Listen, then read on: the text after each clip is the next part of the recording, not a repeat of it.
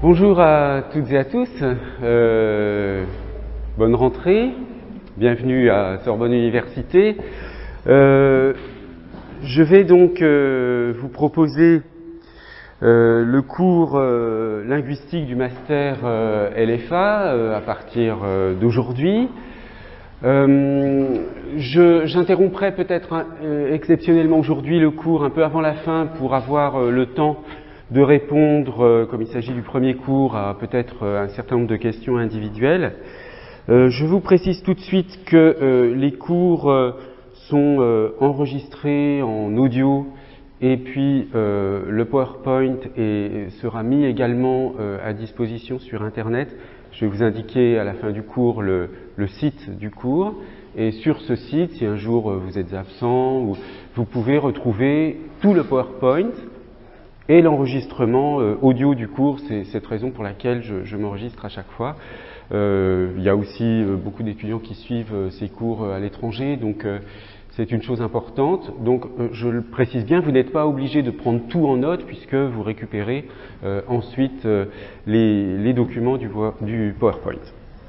Alors, je vais aujourd'hui vous parler, pour commencer, de l'objectif de ce cours. Ce sera une leçon introductrice, si vous voulez. L'objectif tel qu'il a été affiché dans la maquette du master est le suivant: montrer comment exploiter une connaissance des structures linguistiques du français contemporain pour l'apprentissage de la grammaire. Donc vous voyez qu'il y a ici au centre de la préoccupation la question de la grammaire et de l'apprentissage de la grammaire qui devra donc être mise en relation avec la linguistique. Alors, je vais tout de suite essayer de commencer à répondre à la justification de cet objectif de cours.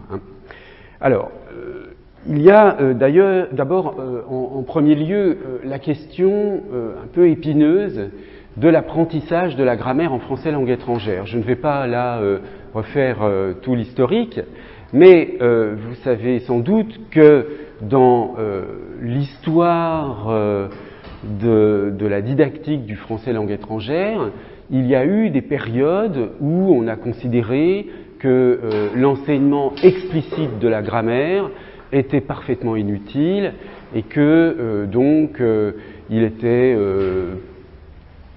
préférable de faire toutes sortes d'autres choses, d'être en immersion linguistique, etc., etc.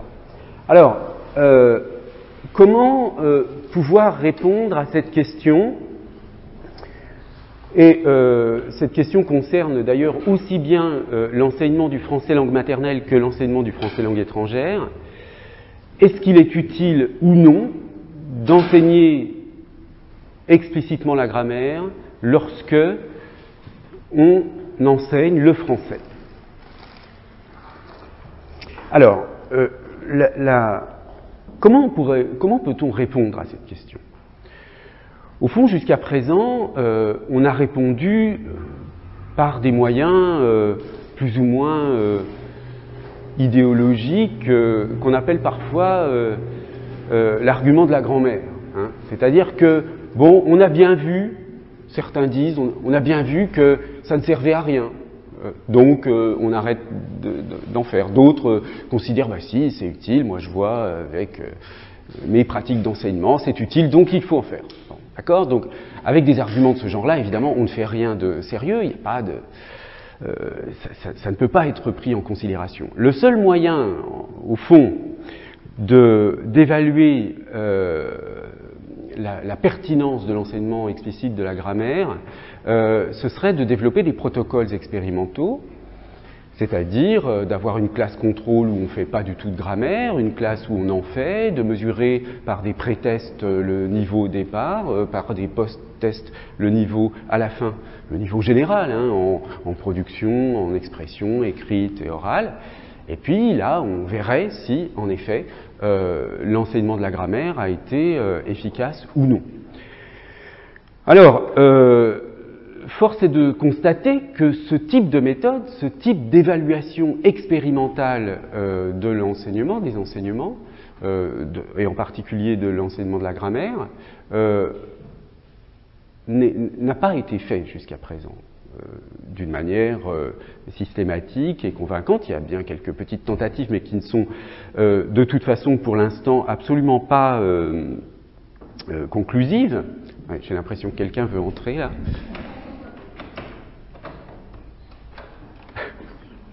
Bonjour. Alors, vous comprenez, ce que je veux dire ici, et ça c'est un point important, j'aurai peut-être l'occasion d'y revenir, parce que cette culture de l'expérimentation dans la didactique, elle est extrêmement défaillante dans le milieu de l'enseignement en France, et elle est nécessaire. C'est-à-dire qu'il faut commencer à se dire que si on veut savoir si des choses marchent, eh bien, à long terme, il faudrait tout de même disposer de données expérimentales. Bon, mais pour l'instant, on ne dispose pas de ces données. Donc, il faut bien être conscient que l'idée selon laquelle il serait utile d'enseigner la grammaire du français dans un cours de FLE, c'est, au départ, dans l'état actuel des choses, si vous voulez, c'est un pari. C'est un pari raisonnable, me semble-t-il, consistant à dire, bon, on a toutes sortes de raisons de penser que cela peut être utile. Pourquoi, grosso modo, mais ça j'y reviendrai, parce que ça développe des capacités qu'on appelle métacognitives, c'est-à-dire un retour sur ses propres capacités cognitives, un retour des apprenants sur leurs propres capacités cognitives. Ça, tout le champ de la métacognition s'est beaucoup développé ces 10 dernières années. Et d'une manière générale, le développement de certaines capacités métacognitives ont des effets positifs sur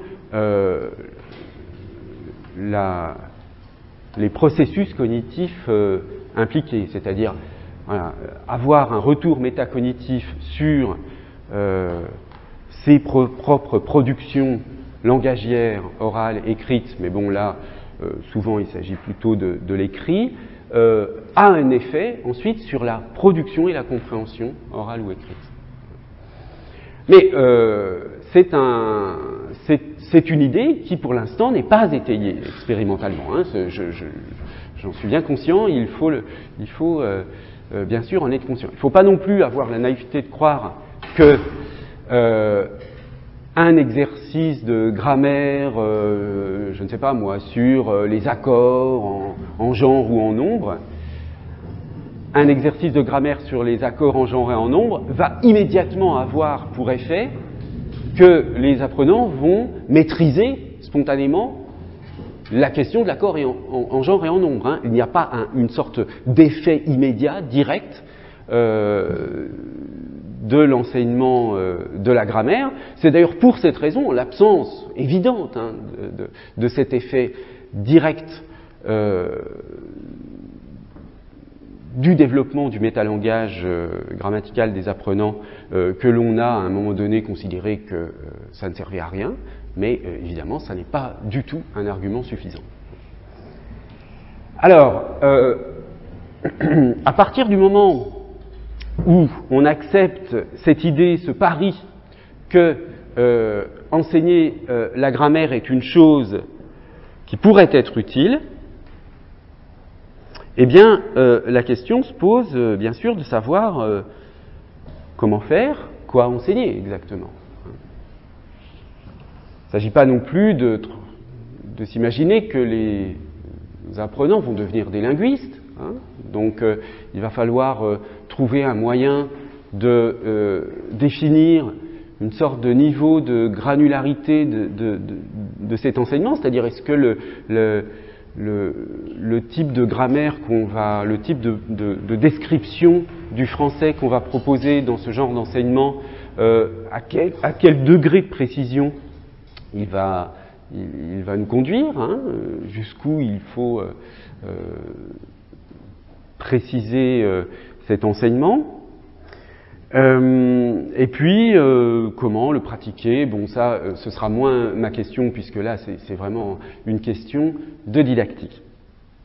Alors, l'idée générale, si vous voulez, sur la façon de faire les choses, c'est de proposer des descriptions qui soient aussi proches que possible de ce que un locuteur natif produit cognitivement. C'est-à-dire que, bien sûr que nous disposons j'y reviendrai un petit peu tout à l'heure aussi, de toutes sortes de connaissances implicites de la grammaire.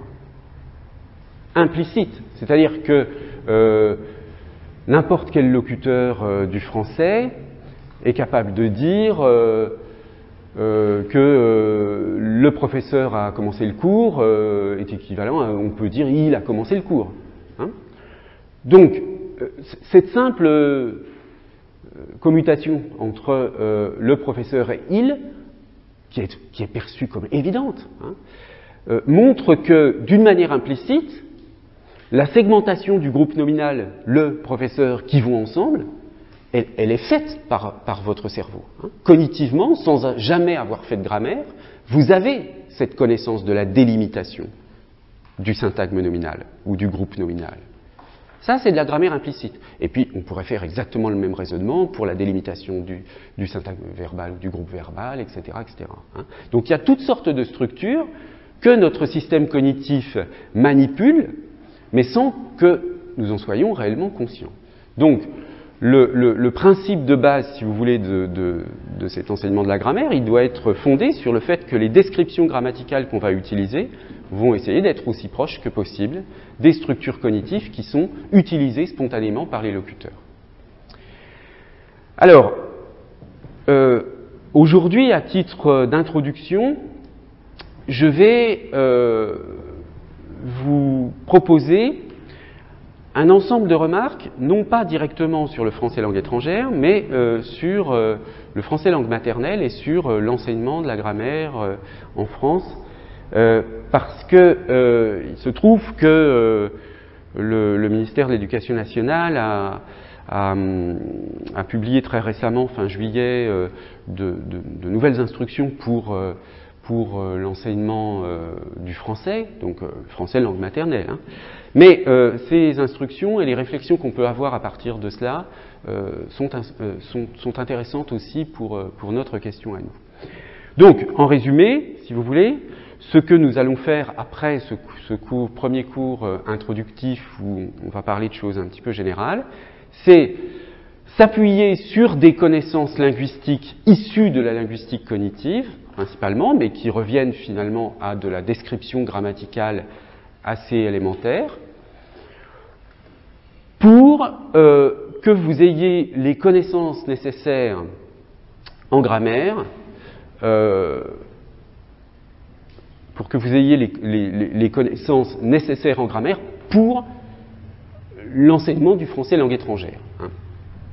Je ne veux pas, ici, dans un cours, il me semblerait pas forcément très utile d'entrer dans des analyses linguistiques extrêmement pointues, etc. Ce que je voudrais faire avec vous, c'est, sur un semestre, c'est parcourir l'ensemble de la grammaire du français, hein, l'ensemble, à peu près tout ce qui peut être utile à enseigner dans des classes de FLE, de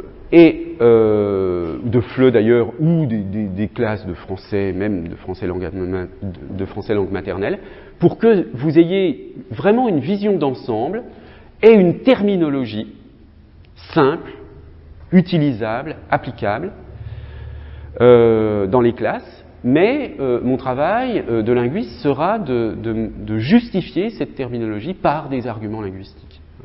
Donc de s'appuyer sur la linguistique technique, si vous voulez, lorsque c'est nécessaire, pour justifier un type de description de la grammaire destiné à l'enseignement. Donc vous voyez, ça n'est pas un cours de didactique, puisque je ne me préoccuperai pas des méthodes d'enseignement, mais c'est un cours de linguistique orienté vers l'enseignement de la grammaire, donc contenant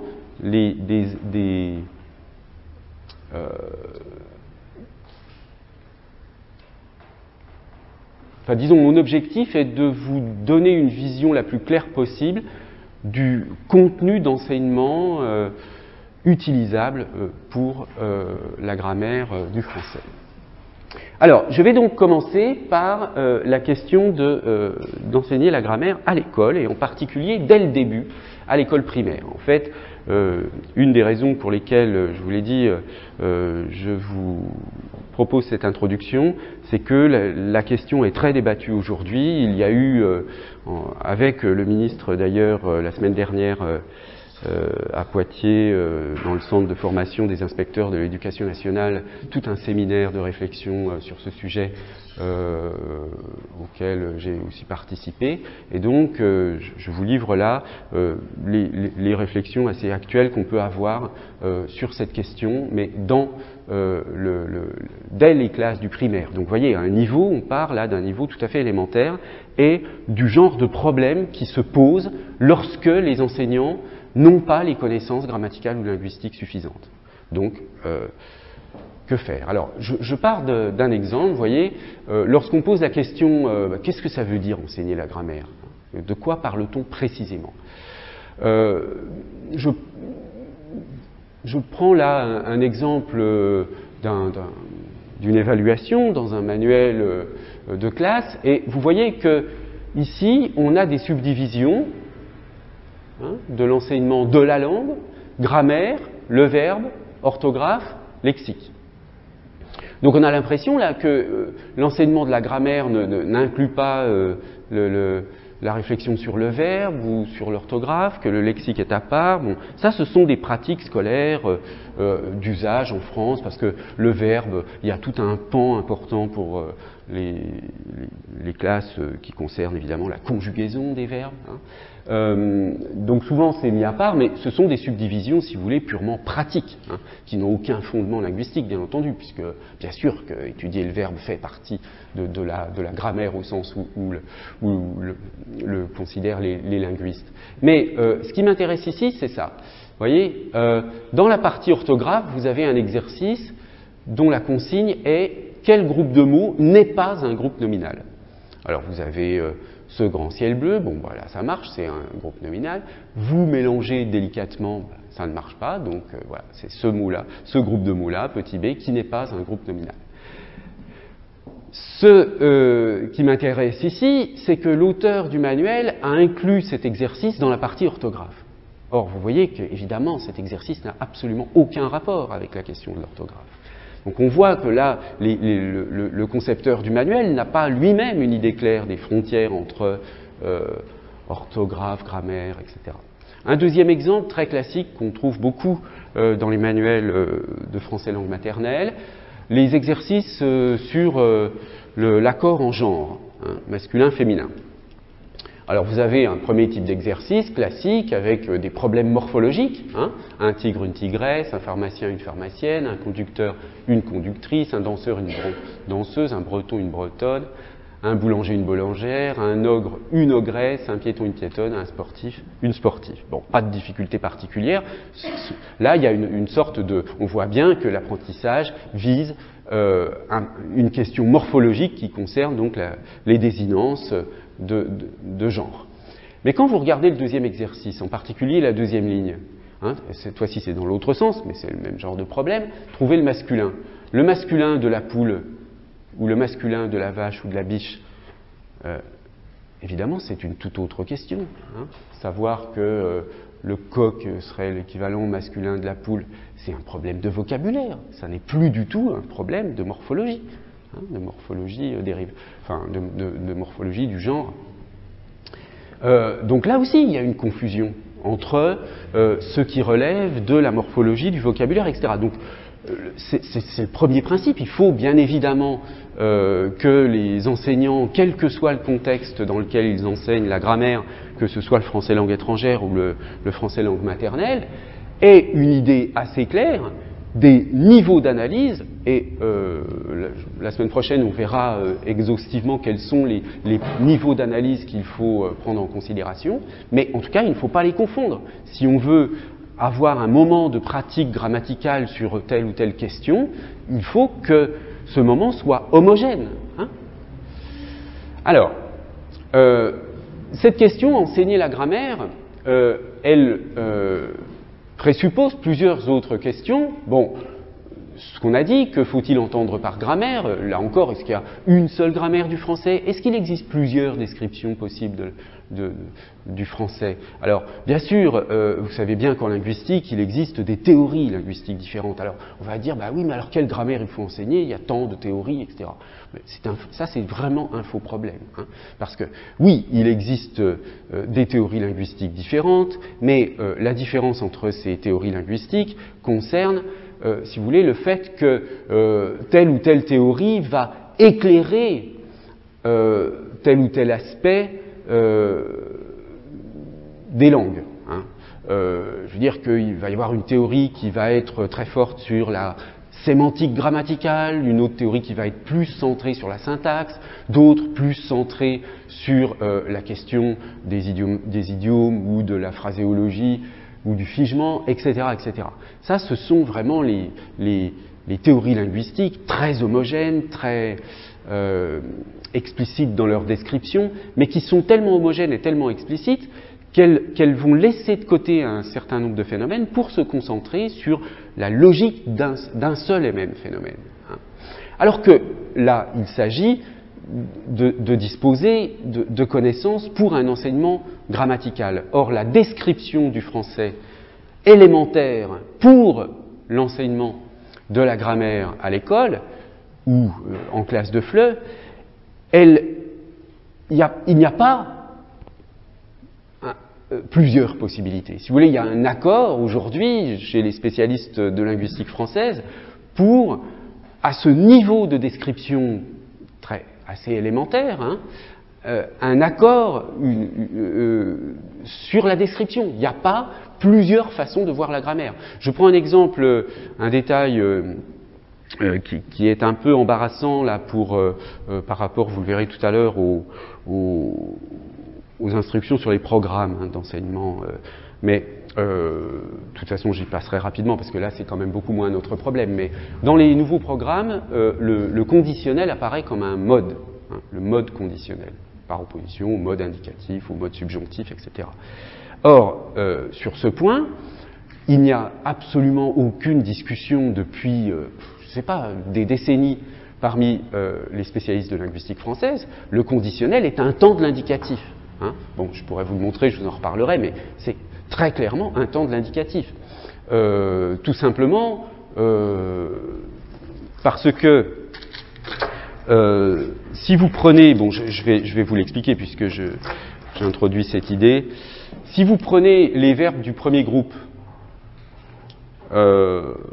du type parler, chanter, etc., vous voyez bien qu'à l'indicatif, on a le passé simple, chantait, AI, l'imparfait, chantait, AIS, le futur, chanterait, AI, et puis ici, on a bien sûr, comme une quatrième proportionnelle, chanterait, AIS, du conditionnel. Donc, si vous voulez, quand vous regardez la structure morphologique de ces différents temps, passé simple, imparfait, futur et conditionnel, vous voyez que d'une certaine manière, le conditionnel, il est par rapport au futur comme l'imparfait est par rapport au passé simple. Ou, on peut dire aussi dans l'autre sens, hein, que le conditionnel est par rapport au passé simple, comme le conditionnel, que le conditionnel est par rapport à l'imparfait, comme le futur est par rapport au passé simple. Donc, si vous voulez, ça n'est pas le seul argument, mais il y a un argument comme ça qui a été, disons, développé par Gustave Guillaume, dont je redirai un tout petit mot tout à l'heure, qui montre, et il y a un accord unanime des linguistes, hein, que le conditionnel est un temps de l'indicatif. Bon. Donc il n'y a pas 36 façons de voir les choses en disant « Ah, moi je considère que c'est un mode, moi je considère que c'est un temps ». Non, il y a des... si vous voulez, en linguistique, ça a beau être une science humaine, si l'on veut, il y a quand même des connaissances qui sont stables, qui sont acquises, et pour lesquelles il n'y a pas beaucoup de discussions. En tout cas, il y a des discussions sur des sujets techniques compliqués, etc., mais qui ne concerne plus à ce moment-là la grammaire, le rapport entre grammaire ou linguistique et enseignement. Bon, donc, c'est une des raisons pour lesquelles il est important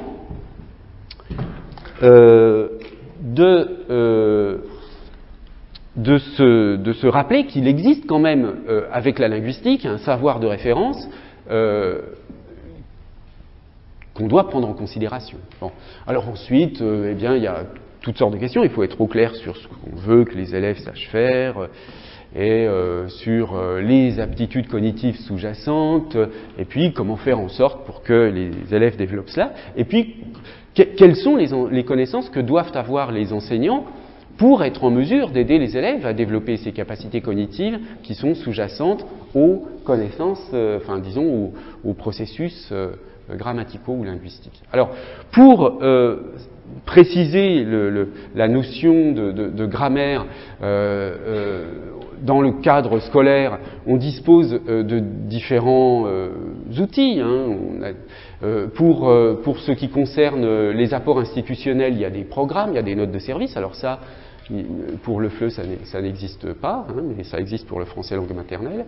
Et puis il y a des apports linguistiques, comme je le disais, la linguistique ou la psychologie cognitive, avec bien sûr des ponts, lorsque, en particulier, on utilise comme base de référence une linguistique à tendance cognitive. Il faut également prendre en considération les acteurs, c'est-à-dire les élèves, les professeurs. Et c'est important parce que les solutions que l'on va préconiser doivent être accessibles aux acteurs. Comme je vous le disais tout à l'heure, on ne va pas transformer les élèves ni les professeurs de français ou de français langue étrangère en linguistes. Bien sûr, ils doivent être un peu linguistes, mais ça n'est pas exactement ça l'objectif. Donc il faut des solutions qui soient tout de même accessibles. Il y a les traditions, alors ça c'est beaucoup moins vrai dans le FLE, mais dans la grammaire scolaire, il y a quand même toute sorte de tradition de l'enseignement grammatical qu'on ne peut pas changer comme ça d'un jour à l'autre. Et puis il y a l'opinion, vous avez entendu parler sans doute de l'affaire du prédicat en France, qui a fait couler beaucoup d'encre, qui, voilà, un groupe de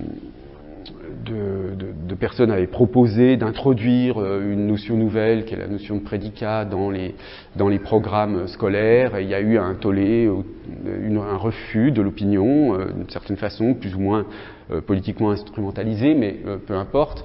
On ne vit pas dans un monde complètement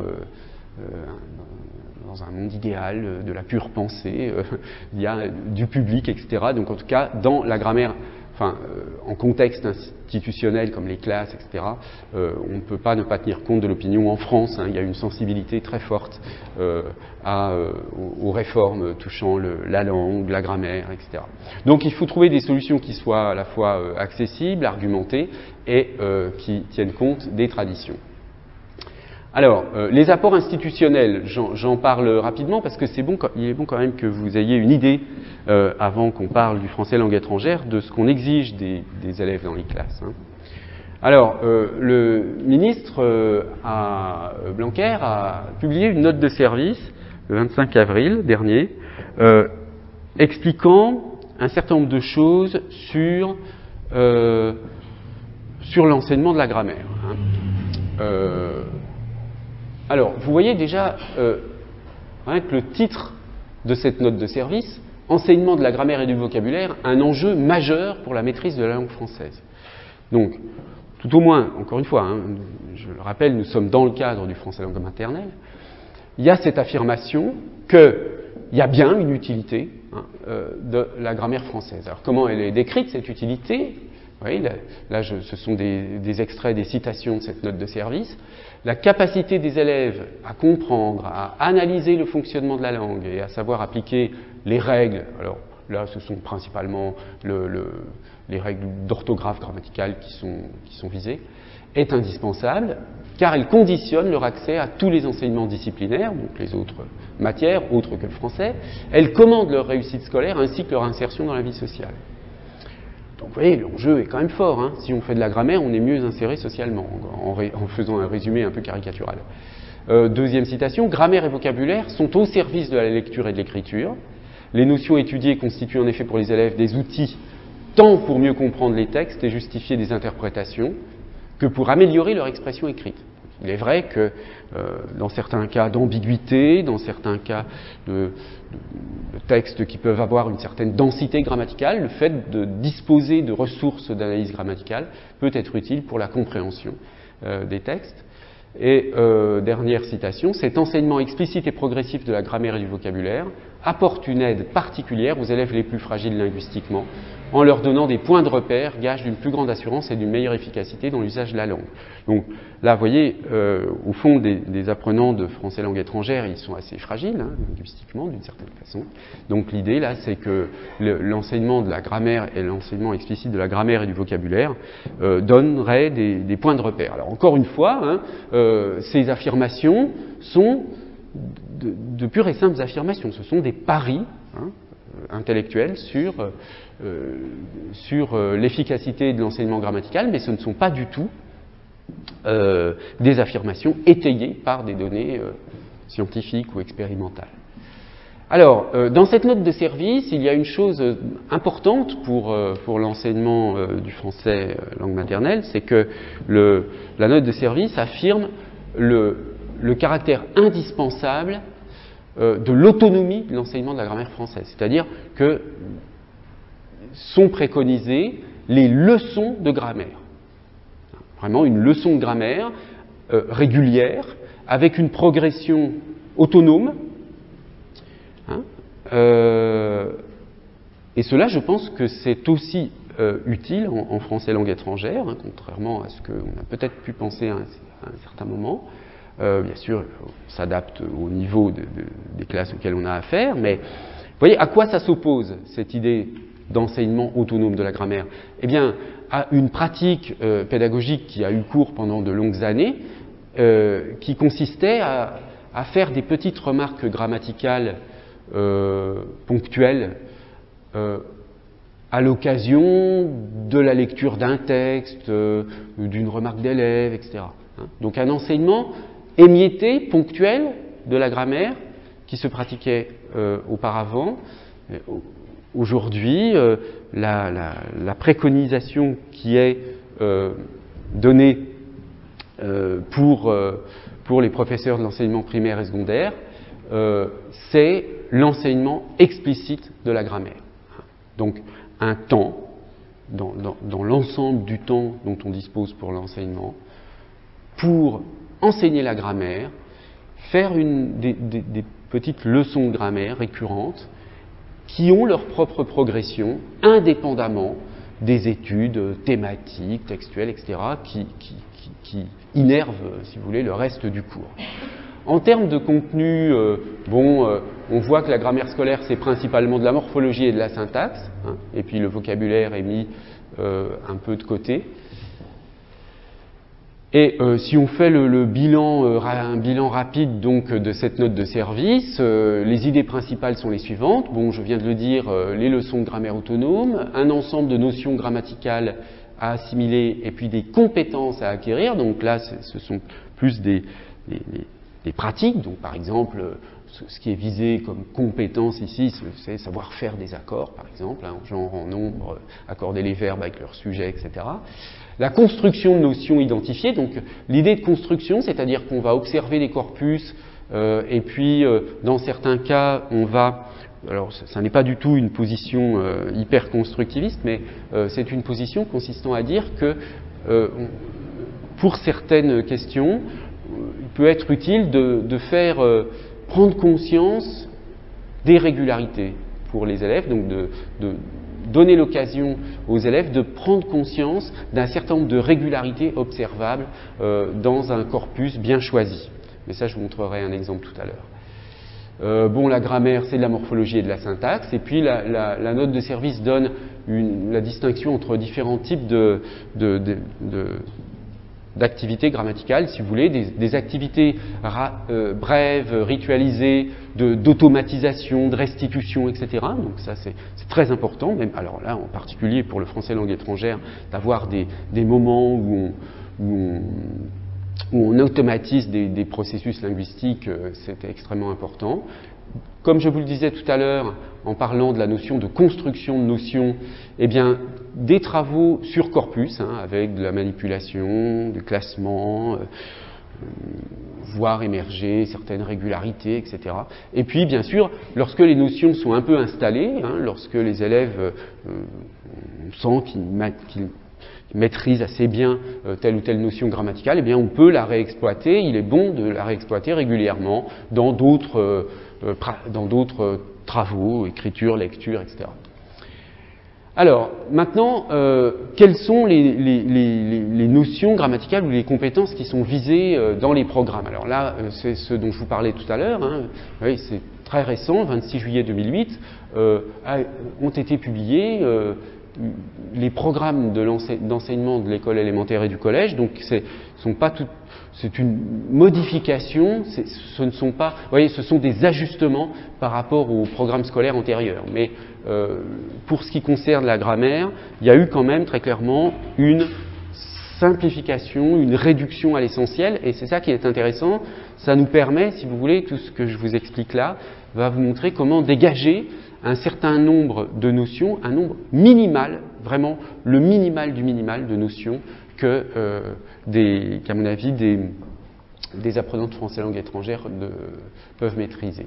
Alors, vous voyez, dans ces programmes d'enseignement, il y a cycle 2 et cycle 3, donc c'est deux niveaux, je passe sur les détails. Et puis il y a différentes rubriques, passer de l'oral à l'écrit en rapport avec la lecture, construire le lexique, donc l'idée c'est de s'initier à l'orthographe lexicale, se repérer dans la phrase simple et maîtriser l'orthographe grammaticale. Donc on va s'intéresser uniquement à ces deux parties-là, se repérer dans la phrase simple, maîtriser l'orthographe grammaticale de base. Alors se repérer dans la phrase simple, vous voyez les notions qui sont prises en considération ici, donc identifier la phrase, les constituants, les hiérarchiser, reconnaître les principaux constituants de la phrase, sujet, verbe, les compléments, les différentes classes de mots, nom. Alors là, comme c'est un cycle de premier niveau, on a dans les déterminants uniquement l'article défini, l'article indéfini, l'adjectif, le verbe, le pronom personnel, mais uniquement sujet, les mots invariables, reconnaître le groupe nominal, ensuite vous avez les trois types de phrases déclaratives, interrogatives, impératives, et puis les formes négatives, exclamatives, les transformations, et donc la ponctuation de fin de phrase, les signes du discours rapporté. Bien. Alors, je fais quelques petites remarques sur cette présentation des programmes. Ici, vous voyez, distinguer les principaux constituants et les hiérarchiser. On ne sait pas tellement ce que ça peut signifier, les hiérarchiser, ces constituants, d'autant qu'après, vous voyez qu'on a les compléments sans distinction entre les compléments qui dépendent du verbe et les compléments qui se situent au niveau de la phrase, qu'on appelle les compléments circonstanciels. J'y reviendrai tout à l'heure. C'est évidemment les compléments sans distinction, ça implique bien sûr une absence de hiérarchisation assez embarrassante. Donc ici, il aurait été plus clair dans les programmes si on avait eu cette distinction entre les compléments type complément d'objet, direct, indirect, et puis les compléments circonstanciels. Les mots invariables, alors ça c'est une catégorie évidemment qui n'est pas du tout une catégorie linguistiquement fondée. Les mots invariables, c'est une catégorie qui peut être pratique dans les premiers moments de l'enseignement du français pour des raisons simplement grammaticales, mais qui regroupe des choses extrêmement hétérogènes, comme je sais pas, des adverbes en ment, rapidement, lentement, etc., mais des mots grammaticaux. Bon, donc même un substantif comme voix, après tout la voix, c'est invariable, hein, donc est-ce qu'il faut le mettre dans les mots invariables? Donc, oui, ça c'est une sorte de catégorie empirique, peut-être utile dans certaines circonstances de l'enseignement, mais qui n'ont pas qui n'ont pas de rapport avec une description linguistique sérieuse. Hein. Mais je ne dis pas que ça ne peut pas rendre des services. Pour les types de phrases et les formes, vous voyez que curieusement, on nous dit que pour les formes négatives et exclamatives, c'est bien de savoir effectuer les transformations, c'est-à-dire transformer une phrase non négative en phrase négative ou une phrase non exclamative en phrase exclamative, mais on ne le dit pas pour ça. Hein. Alors qu'on pourrait très bien essayer de dire qu'on va pouvoir transformer une phrase déclarative en interrogative, en impérative, et c'est ce qui se pratique, hein, bien sûr. Alors peut-être que ça vous étonne ici, certains d'entre vous ont peut-être appris qu'il y a 4 types de phrases, hein, de mettre l'exclamation dans les types de phrases. Bon, il y a un certain nombre d'arguments pour dire que ça n'est pas le cas, mais je vous en parlerai plus tard quand on entrera dans le détail de la description grammaticale. Alors ensuite, donc, oui, c'est vrai que là, le tableau n'affiche pas intégralement le PowerPoint. Il y a une ligne que vous ne pouvez pas voir ici, mais qui indique que, vous voyez, quelle que soit la variation des verbes introducteurs, là, identifier, reconnaître, etc., là, les objectifs, ce sont des objectifs d'identification, hein, principalement. D'identification de catégories grammaticales ou de fonctions grammaticales.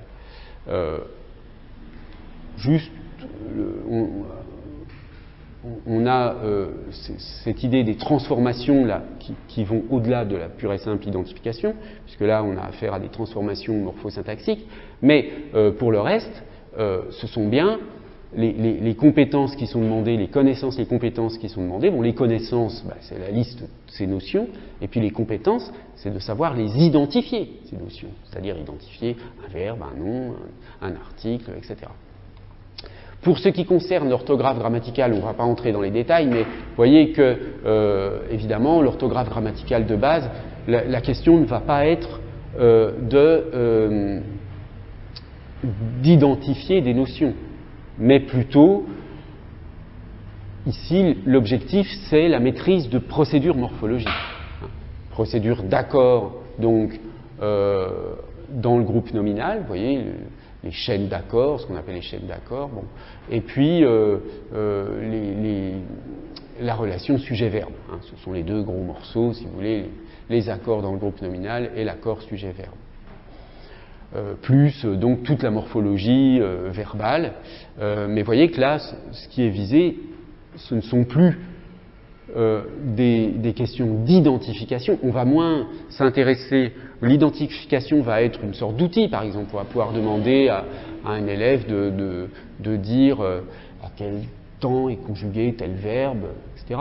Mais le but n'est pas juste de pouvoir identifier la forme. Le but, elle est de pouvoir la produire, c'est-à-dire de pouvoir conjuguer un verbe à différents temps ou modes. J'en profite pour dire un petit mot de cette expression verbe conjugué. Peut-être que vous avez l'habitude aussi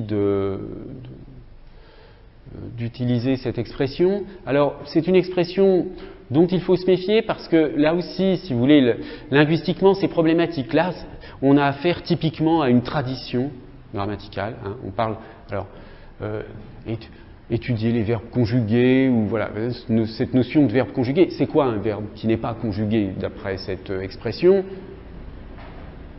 C'est quoi un verbe non conjugué alors? L'infinitif? Elle participe. Hein. Mais qu'est-ce que ça veut dire conjuguer? Conjuguer un verbe, c'est le concept de conjugaison, si vous voulez, c'est un concept qui décrit la morphologie verbale. Donc, vous avez en fait conjuguer un verbe, c'est prendre son radical. Bon, par exemple, chante, c'est C-H-A-N-T pour chanter. Bon, j'ose pas trop écrire sur le tableau parce que j'ai l'impression que ça s'efface plus une fois qu'on a écrit. Mais... Oh non, ça marchera pas du tout. Bon. Voilà, donc faire de la morphologie grammaticale, c'est partir du radical d'un verbe et puis donner l'ensemble des morphèmes de conjugaison possibles à partir de ce radical. Et là, ce qu'on appelle la conjugaison d'un verbe, c'est l'ensemble des formes qu'on va obtenir à partir d'un radical. Donc le participe passé, le participe présent et l'infinitif font partie, au même titre que n'importe quelle autre forme du verbe, de la conjugaison du verbe, bien sûr. Hein?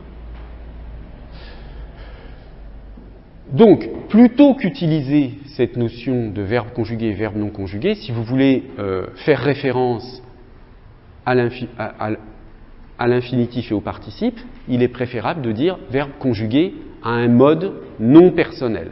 Hein? En fait, ce qui caractérise linguistiquement les deux participes et l'infinitif, c'est qu'il n'y a pas de référence à la personne. Hein?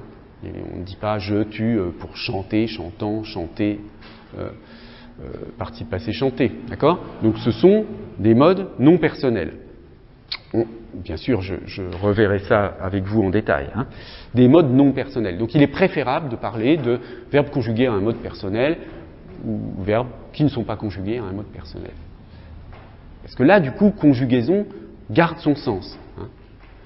Et vous voyez, c'est ça qui est gênant. C'est que si on parle de verbes conjugués, verbes non conjugués, sans parler du fait que, à un moment donné, pour certains élèves, ça peut être un peu bizarre, parce que s'il apprend que le participe passé, par exemple, un participe passé employé plutôt comme adjectif, hein, c'est pas un verbe conjugué. Lorsqu'il va avoir des temps composés, j'ai chanté, il va revoir le participe passé, il va dire, je croyais que c'était pas conjugué, mais alors là, du coup, quand c'est du passé composé, ça devient conjugué, le participe passé. Enfin, ça introduit des confusions terribles, et si vous voulez, la notion même de conjugaison n'a plus aucun sens. Hein. Donc, conjuguer, c'est fournir l'ensemble des formes verbales à partir du radical, et donc, il n'y a pas de verbe conjugué ou pas de verbe pas conjugué. Ce qui ne se conjugue pas, simplement, ce ne sont pas des verbes. Hein.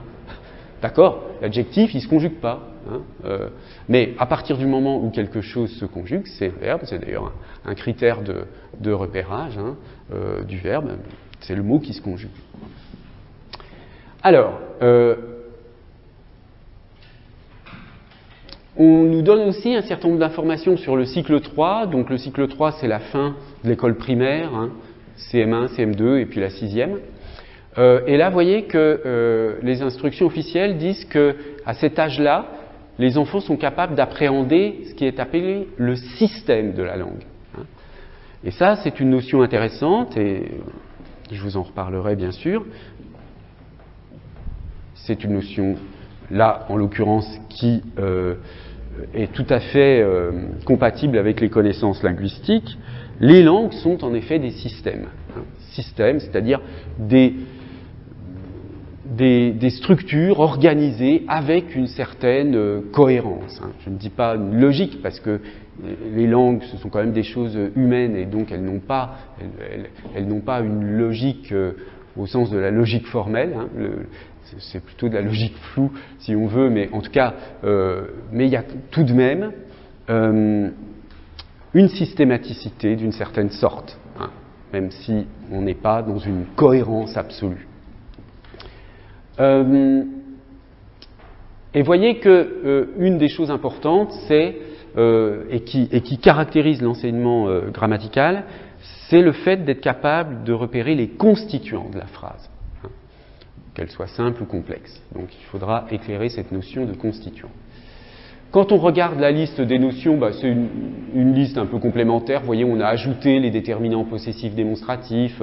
Il y a un petit peu plus de choses, mais passons, parce que de toute façon, on reverra ça en détail. Et puis, pour l'orthographe grammaticale, c'est la même chose. Donc, vous voyez, ici, on a également, comme tout à l'heure, des objectifs d'identification, et là, des objectifs qui sont des procédures morphologiques d'accord ou de conjugaison. Alors, quand on élimine, si vous voulez, tout l'habillage stylistique de la présentation de ces programmes, et qu'on fait la liste vraiment des notions qui sont considérées comme devant être maîtrisées à la fin de la 6e par les élèves français, on a cette liste-là de notions. Donc, vous voyez, ça représente pas beaucoup de choses, hein, une trentaine de notions. Nom, adjectif, verbe, adverbe. Bon, donc les parties du discours lexical.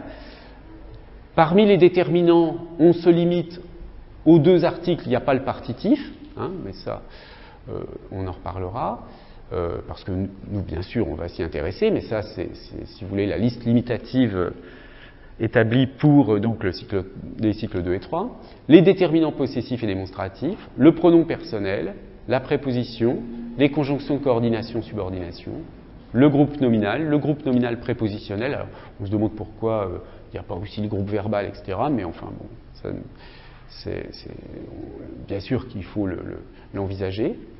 Donc, vous voyez, vous avez les 8 parties du discours avec une petite subdivision pour les déterminants et puis la subdivision pour les 2 types de conjonctions. Les fonctions grammaticales, donc fonction sujet, complément d'objet direct, complément d'objet indirect. Les compléments circonstanciels limités à 3 types de circonstances qui sont les plus courantes, temps, lieu, cause. L'attribut du sujet, l'épithète, le complément du nom. Donc vous voyez, ça fait un petit nombre de fonctions assez limité. Et puis, au niveau de la phrase, la notion de phrase, les types de phrases, les formes de phrases, l'opposition entre phrase simple et phrase complexe, la juxtaposition, coordination, subordination et la notion de proposition. Bon. Alors, ça a l'air d'être pas grand-chose, hein.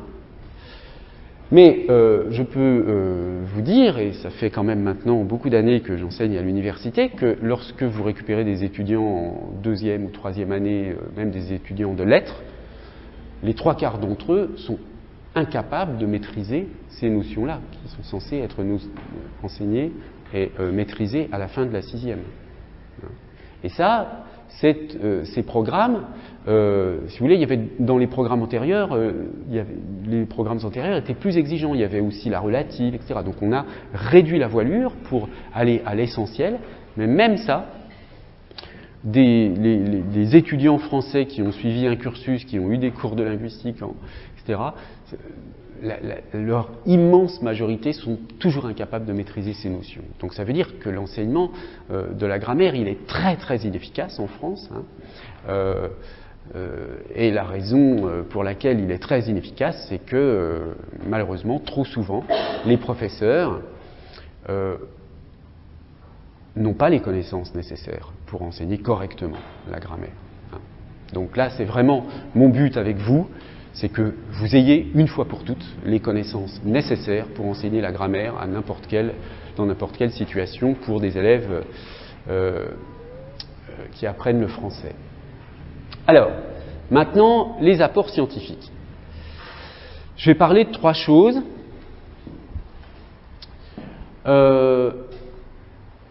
La question de l'identification des formes grammaticales, qu'est-ce que ça veut dire exactement? Tout à l'heure, on a vu que dans les programmes, il était question d'identifier les formes grammaticales.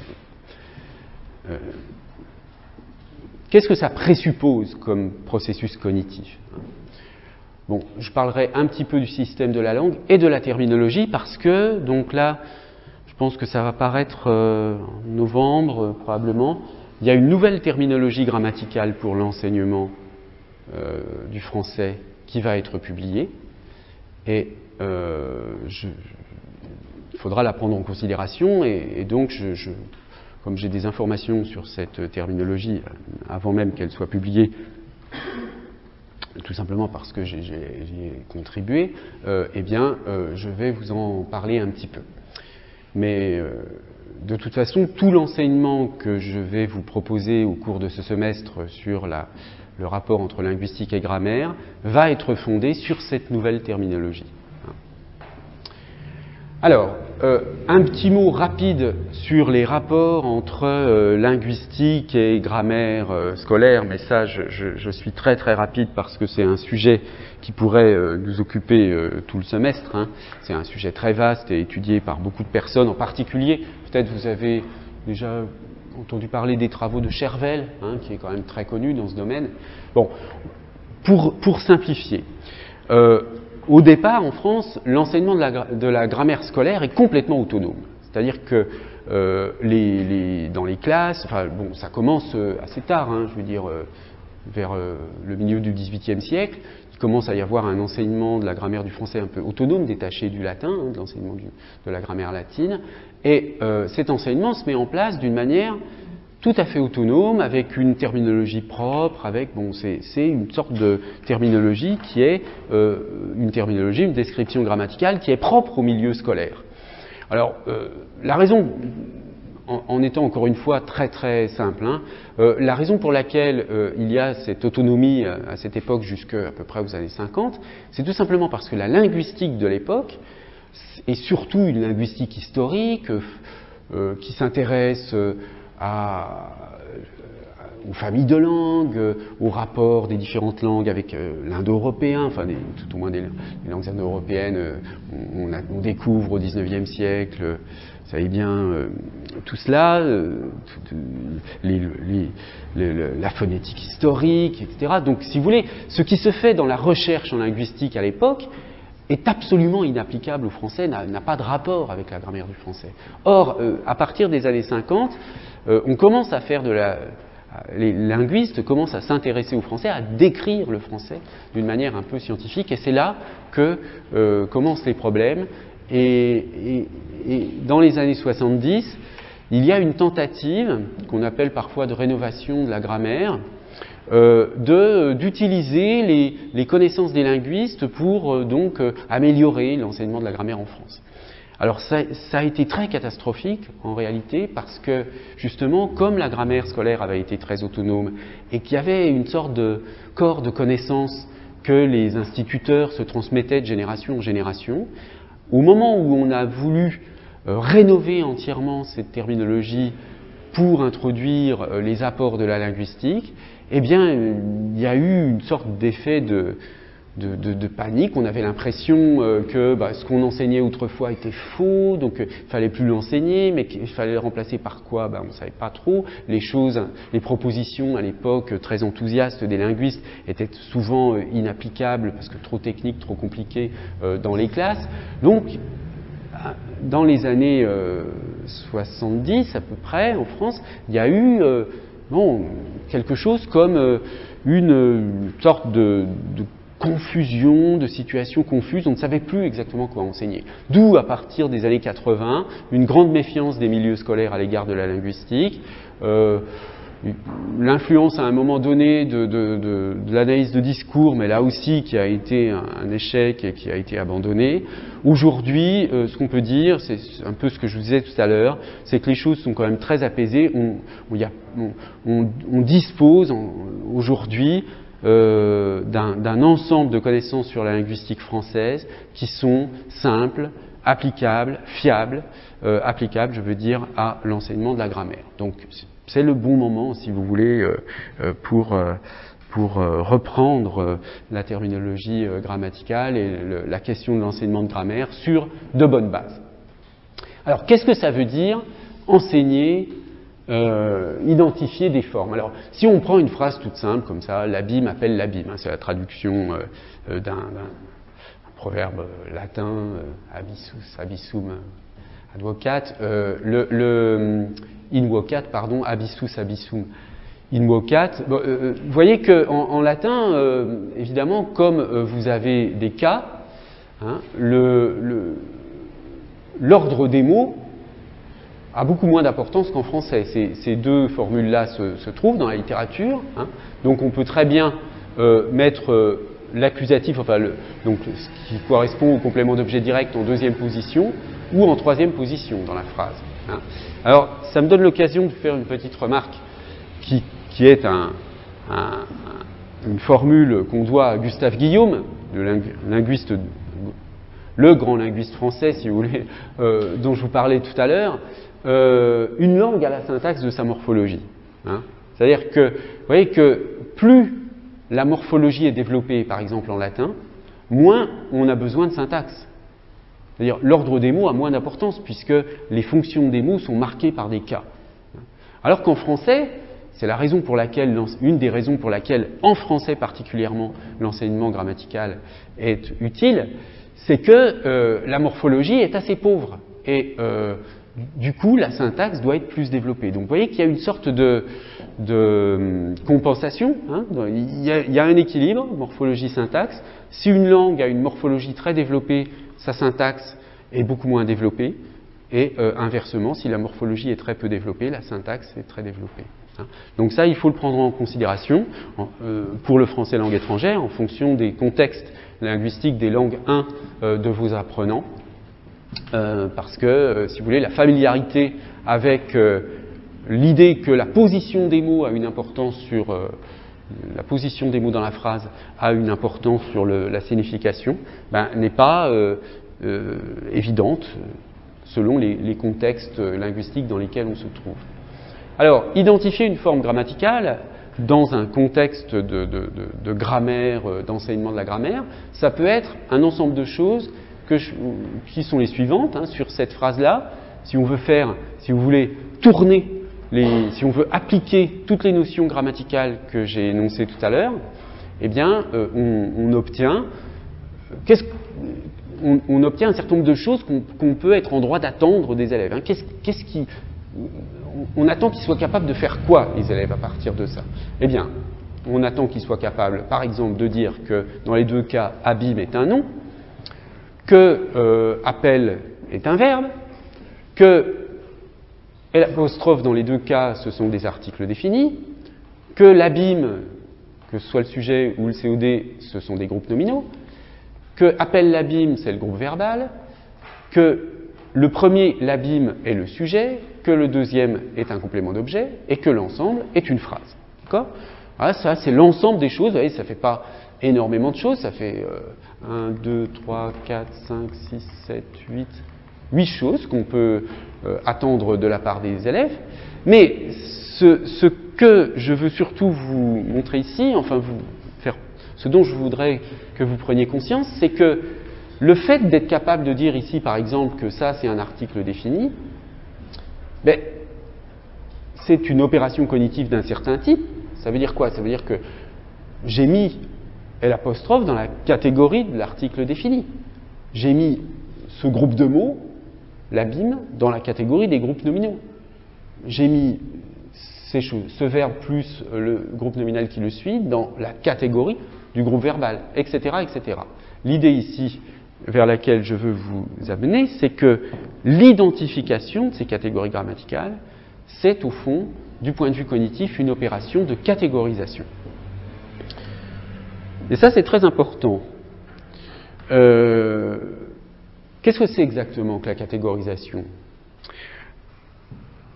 Alors, voici une définition très simple, tirée d'un livre intéressant, mais un peu technique, que vous pouvez lire si ça vous intéresse. Catégoriser, c'est traiter un ensemble de choses comme d'une façon ou d'une autre équivalente, les mettre sur le même tas, les appeler par le même nom ou y répondre de la même façon. Donc vous voyez, c'est bien ce qu'on fait lorsque on analyse dans tel ou tel cadre comme des articles ou des groupes nominaux comme des groupes nominaux. C'est qu'on les reconnaît comme appartenant à une catégorie. C'est de la catégorisation. Or, ce qui est important, c'est qu'il existe deux modèles de catégorisation. Il y a deux façons de catégoriser. Enfin, deux façons de décrire l'opération de catégorisation et donc, en effet, deux façons de catégoriser. Deux modèles. Donc il y a le modèle qu'on appelle parfois aristotélicien ou le modèle des conditions nécessaires et suffisantes. C'est un premier modèle. Et puis un deuxième qui est la théorie du prototype. Alors je vais vous parler un petit peu de ces deux modèles de catégorisation parce qu'ils ont des implications sur la façon de travailler en grammaire, de présenter les notions.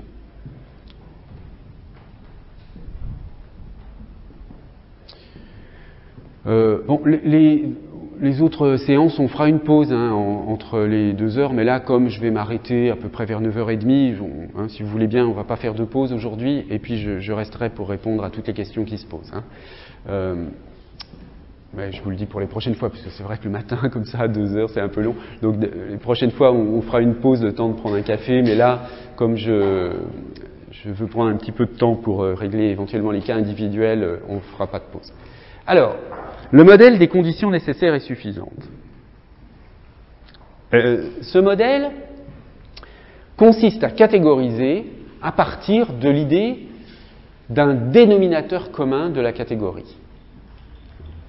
C'est-à-dire que on va fonder la catégorie sur un ensemble de propriétés que tous les membres de la catégorie doivent posséder. Et c'est sur cette base que l'on va opérer la catégorisation. Alors, par exemple, un exemple très concret. Vous définissez oiseau par la formule vertébré à plumes. Qu'est-ce que ça implique en termes de catégorisation, cette définition? Cette définition, elle sert à faire en sorte que l'on sache que tout objet, toute entité, n'importe quoi, qui à la fois est vertébré et qui a des plumes, appartient à la catégorie oiseau, et inversement, que tout membre de la catégorie oiseau, n'importe quel élément de l'ensemble des oiseaux, possède obligatoirement ces deux propriétés. Si je dis que quelque chose est un oiseau, ou un être est un oiseau, c'est qu'il est vertébré et qu'il a des plumes. Alors, bien sûr, là, je ne parle pas du sens propre et du sens figuré. Si on dit que quelqu'un est un drôle d'oiseau, évidemment, il est vertébré, mais en général, il n'a pas de plumes. Mais là, on parle simplement du sens propre, disons, de l'oiseau. Ça pose toutes sortes de problèmes, mais je laisse ça de côté. Bien. Alors,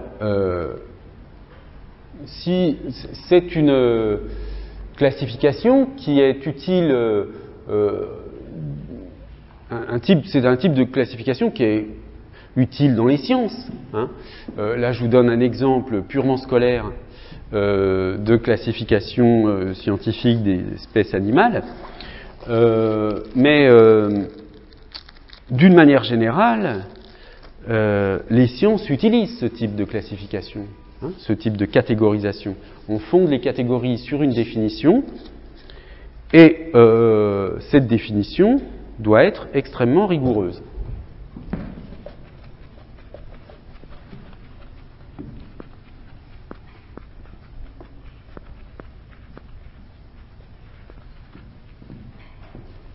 Alors, ce modèle de la catégorisation par les conditions nécessaires et suffisantes,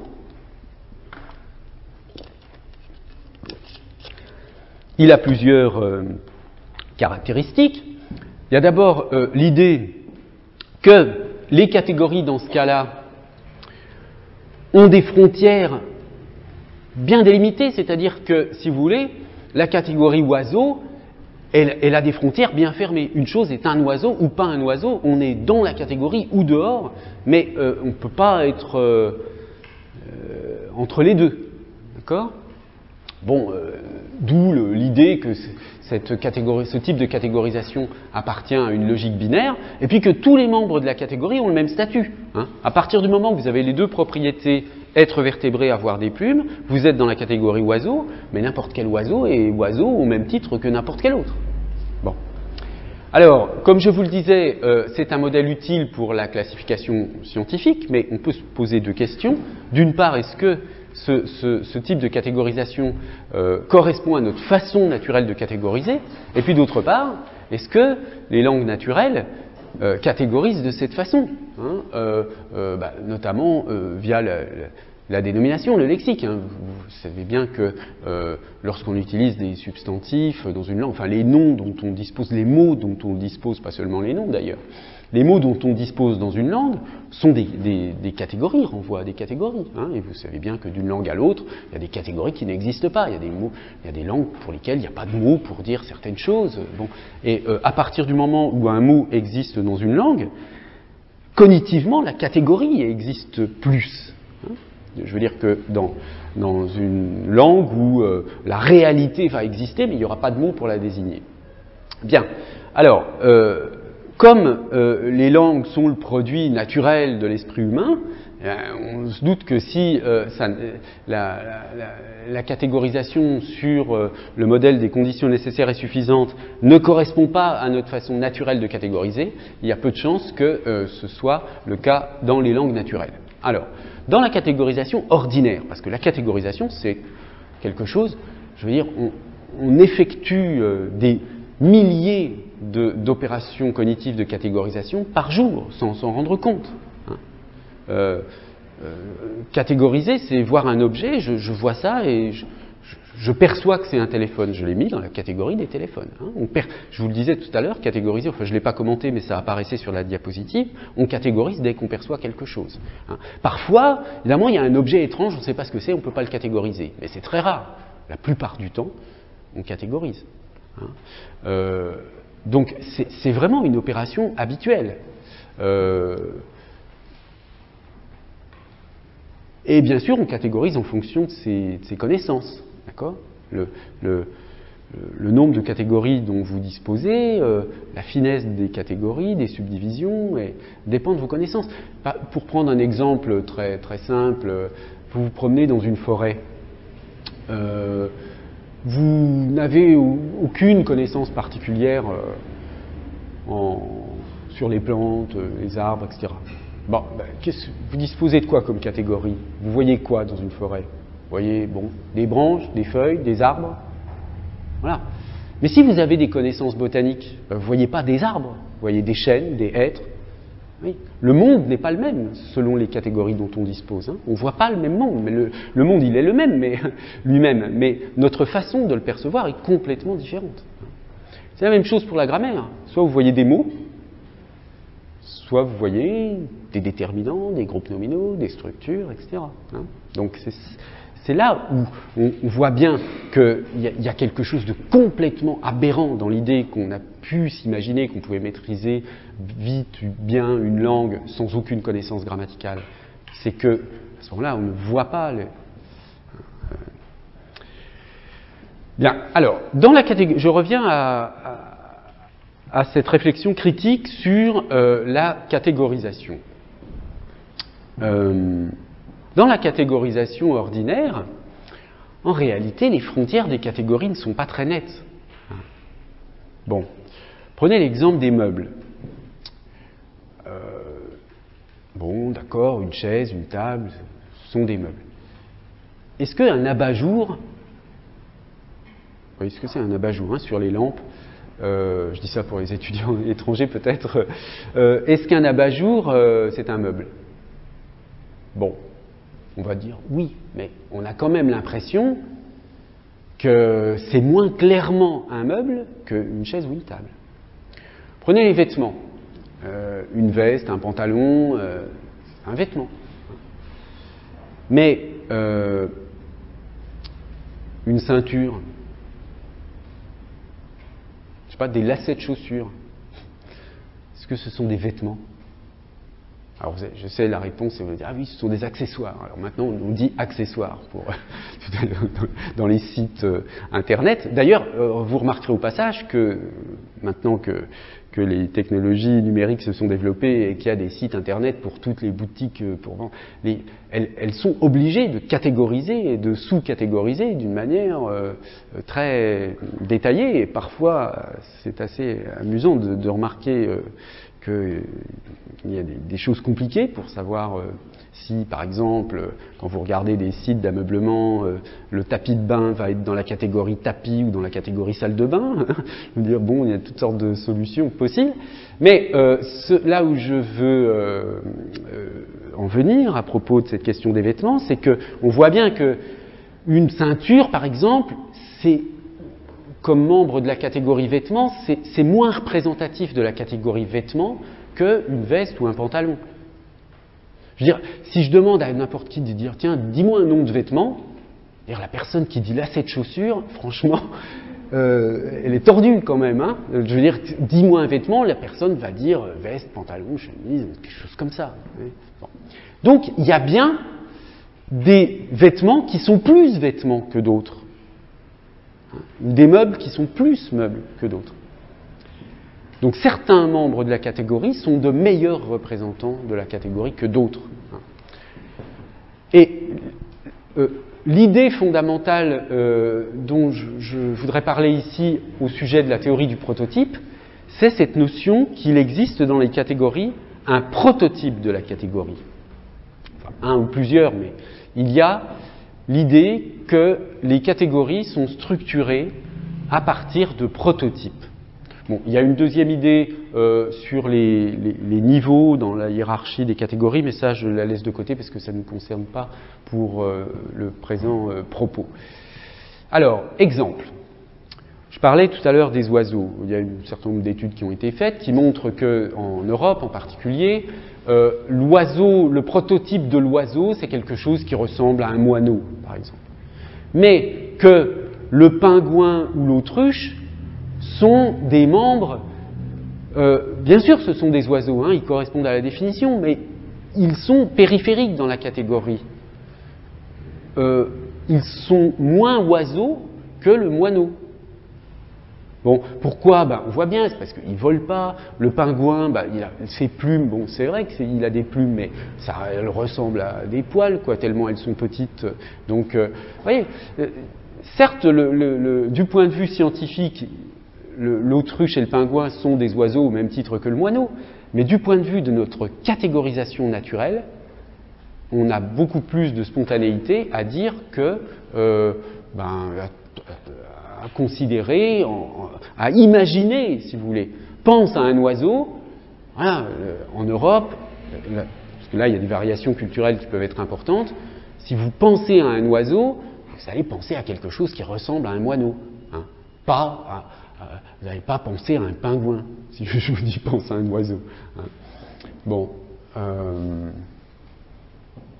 Pensez aussi, par exemple, au dauphin. Voilà. Hein. Le dauphin, pendant longtemps, il a été considéré comme un poisson, pas comme un mammifère. Donc dans la catégorie mammifère, évidemment, le dauphin, il va être périphérique, parce que c'est quand même problématique comme... Bien. Un autre exemple sur les meubles, puisque j'en parlais tout à l'heure, mais là, fondé sur des études... Bon, voilà, on a demandé, il y a plusieurs procédures méthodologiques. Hein. Soit on demande à des gens, on leur donne des listes de mots comme ça, et on leur demande de mettre sur une échelle de 1 à 7, est-ce que ce sont des bons exemples de la catégorie meubles? D'accord. Les résultats donnent cela. Les meilleurs exemples de la catégorie meubles, ceux qui représentent les prototypes de la catégorie, c'est chaises, tables, canapés. Mais la télévision, le réfrigérateur, sont des catégories périphériques, hein, sont des membres périphériques de la catégorie meubles. C'est-à-dire que la personne qui, si on lui demande dis-moi des noms de meubles et qui va vous répondre réfrigérateur, télévision, je ne sais pas, peut-être il parle de sa vie, mais en tout cas, c'est pas du tout représentatif de la catégorie de ce qu'on observe régulièrement dans la catégorisation des meubles.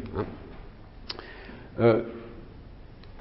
Une remarque en passant, en linguistique, on va avoir aussi des catégorisations prototypiques. Par exemple, un verbe conjugué à un mode personnel est en fait plus verbe qu'un infinitif ou un participe, hein, d'une certaine façon. Enfin ça, je ne vais pas commencer à l'argumenter maintenant, mais c'était juste pour faire une remarque, pour revenir à la linguistique. Mais on va y revenir bientôt.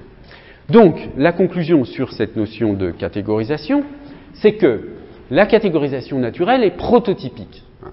Donc, un élément est perçu dans une catégorie selon son degré de similarité avec un prototype de la catégorie.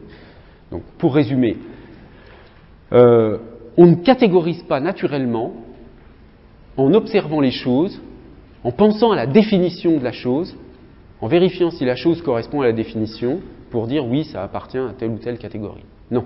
On a en tête des sortes de prototypes de la catégorie, pas un, mais 2, 3, enfin quelque chose qui est un peu comme une sorte de modèle de la catégorie, enfin des exemples qui sont les exemples typiques de la catégorie, et puis lorsqu'on rencontre un objet, on évalue sa similarité avec ce prototype, et c'est sur cette base-là que l'on va catégoriser.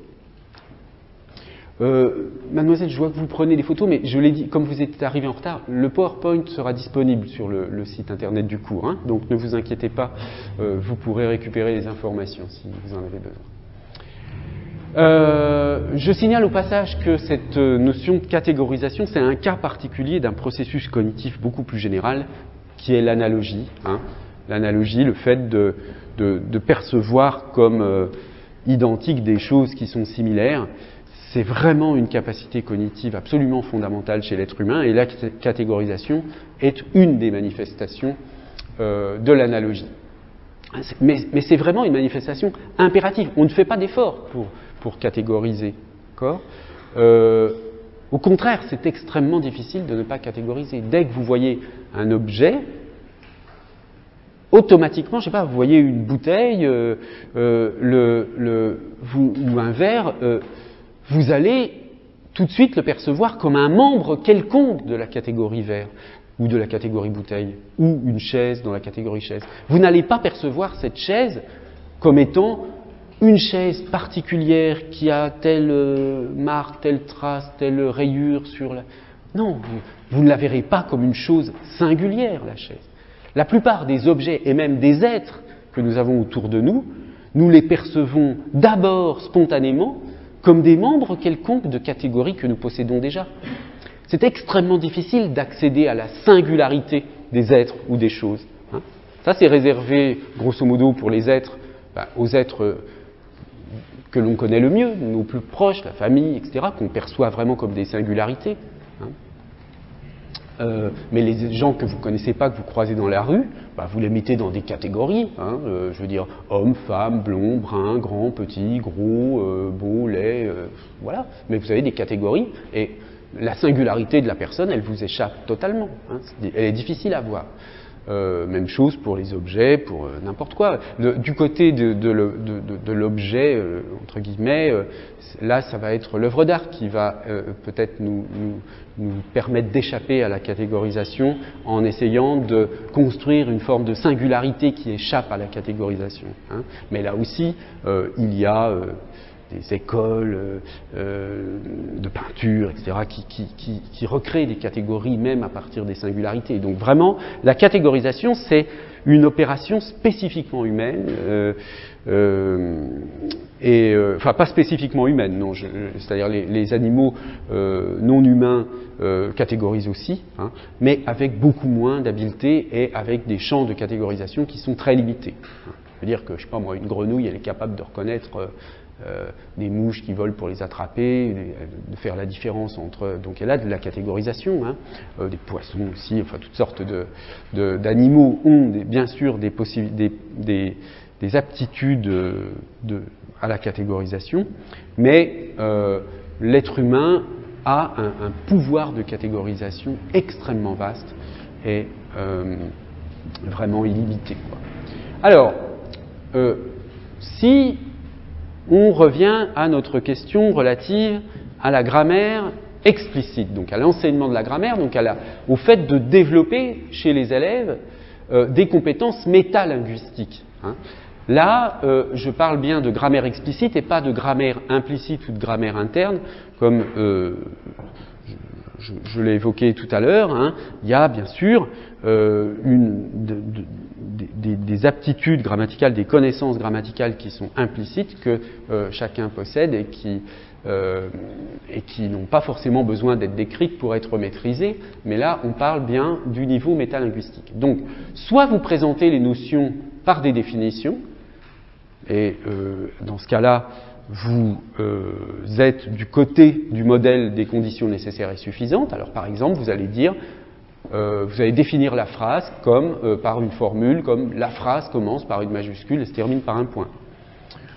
Ou une définition légèrement plus sophistiquée en disant la phrase commence par une majuscule précédée par un point et se termine par un point. Ou alors, vous utilisez le modèle, plutôt le modèle des prototypes, et dans ce cas-là, soit vous présentez les notions à partir d'exemples.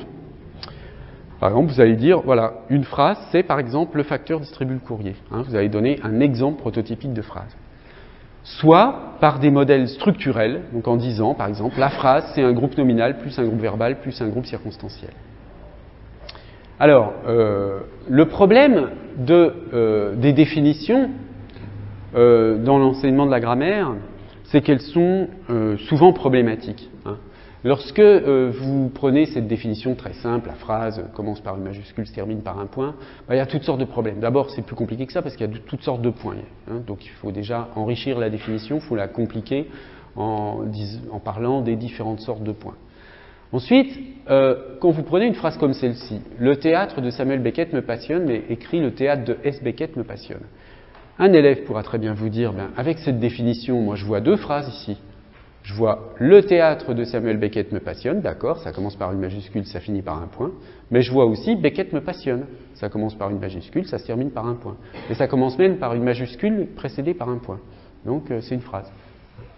Non, ça ne marche pas évidemment. Donc vous voyez que c'est très difficile d'avoir une définition qui marche à chaque fois. Donc il ne faut pas accorder trop d'importance aux définitions. Hein. C'est utile bien sûr, mais il ne faut pas les surévaluer. Elles sont forcément imparfaites. Et enfin, dernier exemple, emprunté, vous le reconnaissez, à Apollinaire.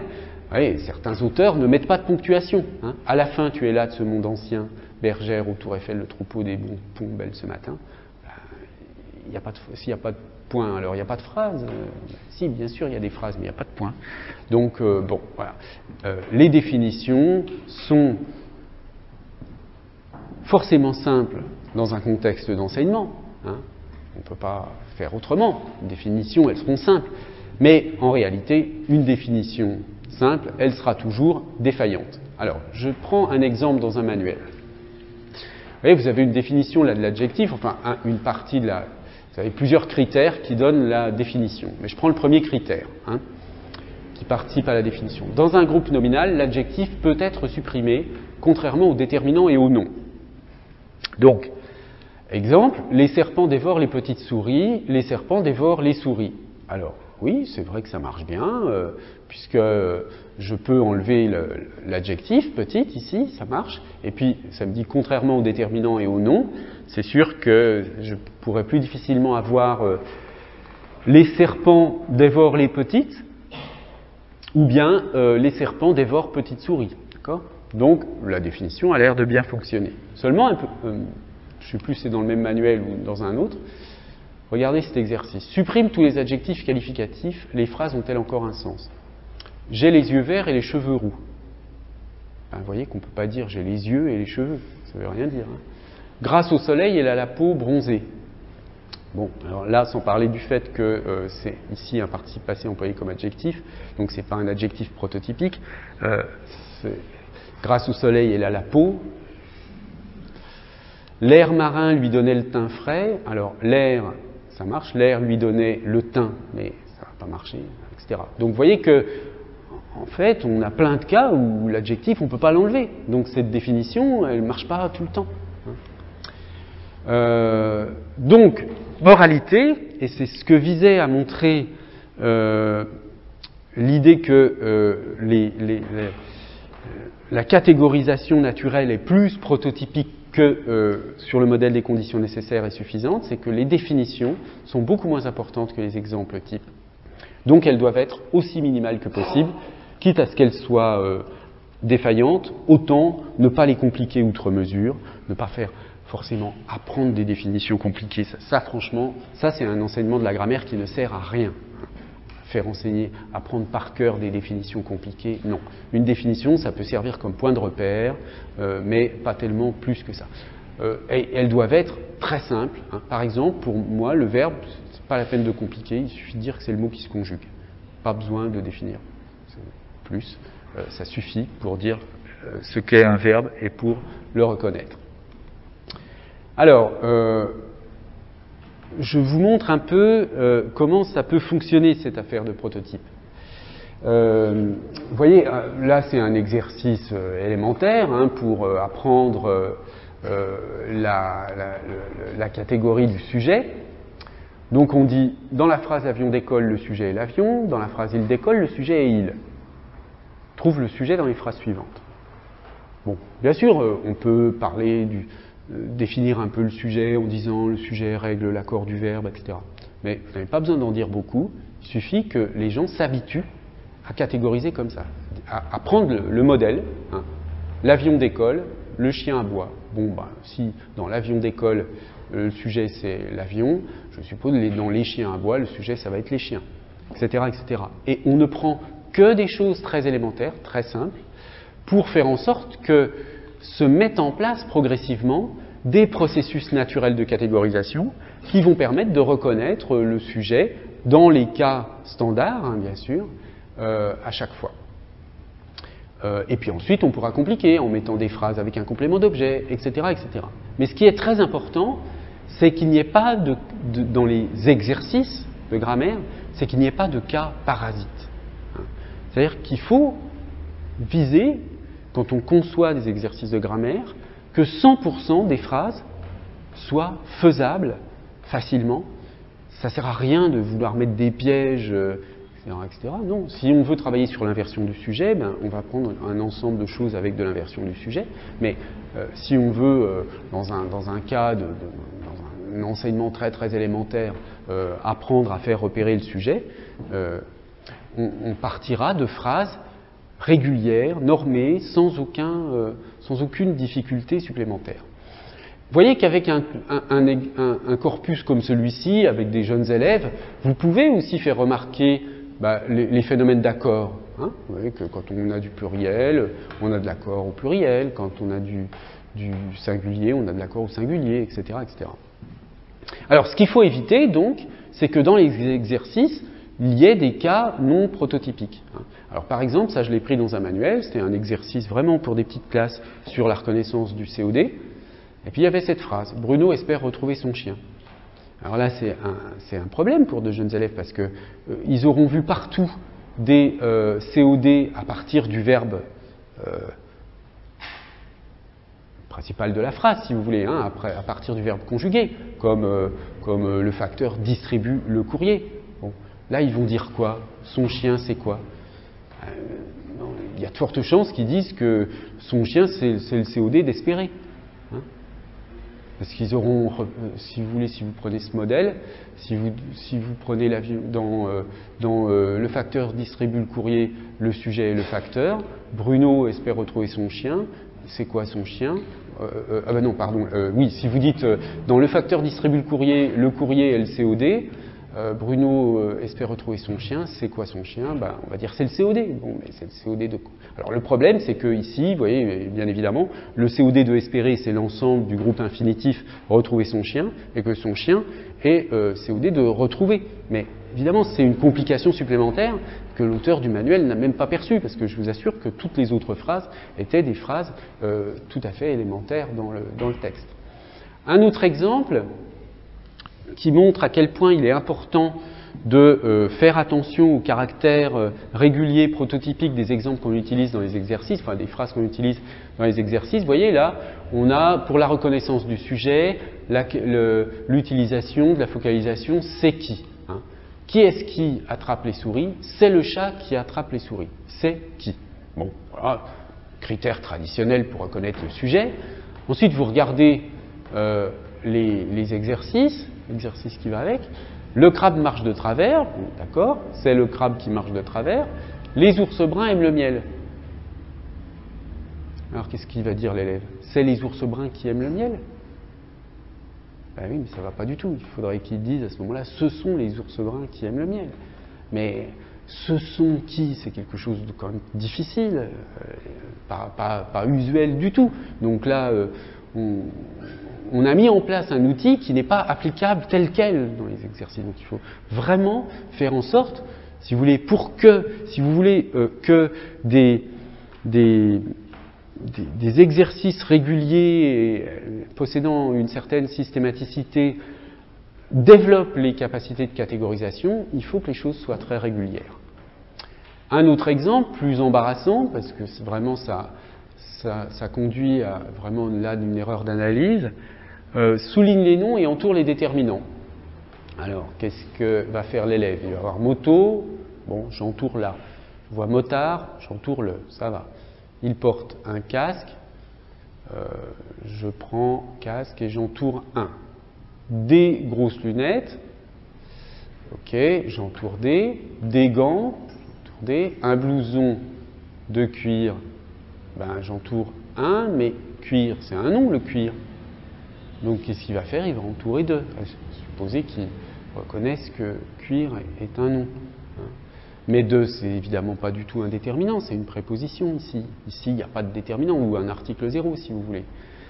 Donc là, il y a un problème avec cet exercice. Je ne sais pas si l'auteur n'a pas vu qu'il y avait le nom cuir, ou alors s'il ne sait pas que 2 n'est pas un déterminant, mais en tout cas, la consigne ne va pas avec l'exercice, ne va pas pour 100% des exemples. Et ça, évidemment, ça met les élèves en difficulté. Là, je suppose un élève un peu malin qui pose la question en cours et tout, ça risque de déstabiliser l'enseignant, et c'est comme ça tout le temps, en fait. C'est pour cette raison qu'en France, en particulier, l'enseignement de la grammaire est si inefficace.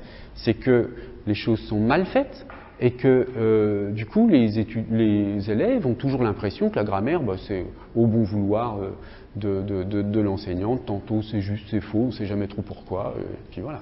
Non, en fait, on peut très bien enseigner la grammaire d'une manière absolument limpide, où tout le monde comprend tout, et que ça ne pose aucun problème. Le but est évidemment de mettre les élèves ou les apprenants dans des situations de sécurité intellectuelle par rapport à ce type de catégorisation, de reconnaissance grammaticale. Donc qu'ils soient à l'aise, qu'ils soient sûrs d'eux dans leurs analyses. Alors, bon, je vais donc arrêter le cours maintenant. On reprendra sur le système de la langue la prochaine fois. Est-ce que, avant que je réponde aux questions individuelles, vous avez des questions sur le cours, sur ce qu'on vient de faire là? Non? Bon, eh bien, écoutez, pour ceux d'entre vous qui n'ont pas de questions, je vous dis donc à la semaine prochaine. Et puis, pour les autres, eh bien, voilà, je suis à votre disposition pour vous éclairer dans la mesure de mes connaissances et de mes possibilités.